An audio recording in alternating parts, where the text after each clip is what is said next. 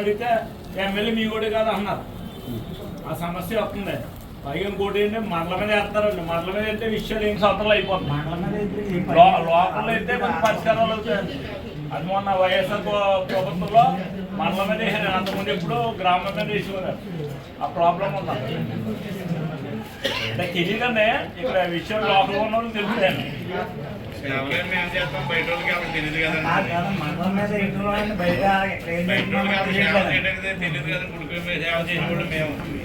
ఈసారి ఎస్సీకి ఉంటే ఆడుకోకూడదు కావాలి మా కోరికండి.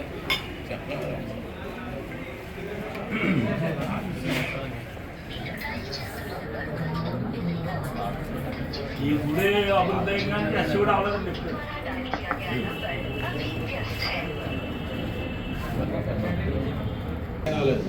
చచ్చిపోతే ఎక్కువ అయితే ఇంతమంది ఈ ప్లేస్లకు రాలేదు. ఎందుకు అనట్లేదు అదే కారణం. అంతచ్చుకుంటే అనేది కారణం అయితే ఇస్తే పోతుందండి. లేదు ఇప్పుడు ఈ ప్రాంగణంలోకి ఇంతమంది రాలేరు కదా. ఎమ్మెల్యే ఎస్సీలే కమ్యూనిటీనే ఉన్నారు కదా, మీకు ఎందుకని అంటున్నారండి. ఎమ్మెల్యే ఉన్నారు కదా, రెండు సార్లు ఆడుకోవడం జరిగిందండి. కరెక్ట్ గా ఉండాలి వేతనం, అంతేగాని ఏదో చెప్తాను. అదేనండి అడిగిందంటే ఎమ్మెల్యే గారు ఉన్నారు. అడిగండి ఎమ్మెల్యే మీ కూడా ఉన్నాడు, మీకేం చెప్తా ఉన్నారు. ఎవరిని అడిగారు మీరు? అలా కాదు. మీకంత ఉన్నప్పుడు ఏం చేయాలి? లోకల్గానే ఆ నలుగురితో మీటింగ్ పెట్టి ఒక తీర్మానం తీసుకోవాలి. ఆటోమేటిక్గా 10 మంది సహకరిస్తారు.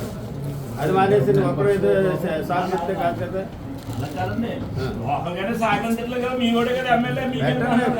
ఎమ్మెల్యే సంగతి పక్కన పెట్టి ఎమ్మెల్యే రిజర్వ్డ్ కాన్స్టిట్యున్సీ. ఎవడైనా ఎస్సీ కూడా ఉంటాడు. ఎవడు అవునన్నా కాదన్నా కూడా ఎస్సీ కూడా ఉంటాడు ఇక్కడ.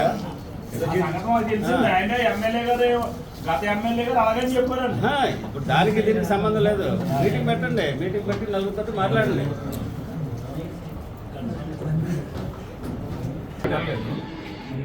అది మొన్న మన ఎవరో వైఎస్ తర్వాత వెళ్ళింది బయట, ఎప్పుడే అవ్వలేదు. కానీ బయట ఊళ్ళో ఇప్పుడు దీని మీద పెద్ద బొరట్లేదు. అందుకని బోర్డు ఇక్కడ గ్రామస్తులే వేసిందిలాగా ఇది వరకు మొన్నటిదాకా జరిగింది కనుక ఒకసారి వెళ్ళింది కనుక బయటికి ఈసారి నుంచి అదే గ్రామస్తులే చేస్తాం.